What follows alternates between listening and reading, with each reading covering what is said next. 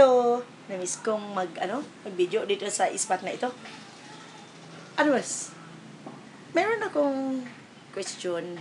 Bakit kaya tayo madalas ma-embarrass pag yung nakita tayo ng ibang taong nadadapa, ano? Para bang ang lagi nating initial reaction ba, naku, nakakahiya. Nauuna pa yun kaysa doon sa aray ko, masakit. Yung kunwari, nagdurugo na yung yung, what do you call this, your knees, yung tuhod mo. Masakit na lahat ng kasakusuhan mo, hindi mo pa siya napansin. Ang una mong naisip, naku, nakakaya, ang dami nakakita sa akin. Bakit kaya natin nagiging issue yun? At one point in their life, sigurado naman yung mga yan. Nasubukan din nila yung madapa ba? Diba? Parang yun din yung ginagawa din natin, diba? Pag tayo nagkakamali, kunwari meron tayong kapalpakan, o meron tayong ginawang mistake, o kamit asin, ang una nating iniisip, ano kaya sasabihin ni ganito? Ano kaya sasabihin ni ganyan? Inuna mong iniisip ang ibang tao. Hindi mo iniisip, bakit ba? Pare-pareho lang naman kayo At one point or another, yung tao din yan, nagkamali din yan noon Diba?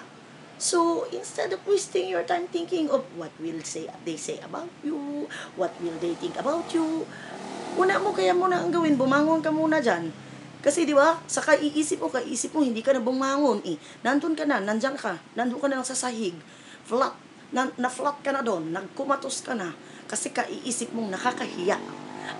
Kung bumangon ka dyan, pagpagin mo yung lahat ng dumi mo, or better yet, magbihis ka, maligo ka. Pagkatapos nang sabihin mo, kaya nyo yun? Hindi nyo kaya yun? Hindi nyo na kaya yung ginawa ko. Di ba? Ganun na lang ang gawin mo. Ganun din. If you commit a mistake, edi yun ang gawin mo. Pagpag lang. Pagpag. Tanggalin ang dumi. Tapusin. Bagong buhay. Bangon ulit. Gamutin mo yung sugat mo. Diba? Pagkatapos nun, live a better life. Live a new life.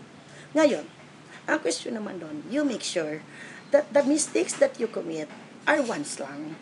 Sabi ko nga, you commit a mistake once, that's okay. You commit a mistake twice, medyo stupid ka na nun, stupidity na yun.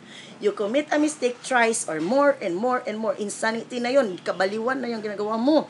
Kasi nga, sabi nga nila, one word is enough for the wise. In the same way, one mistake should be enough for the wise. Gets? Hindi? Pala ka.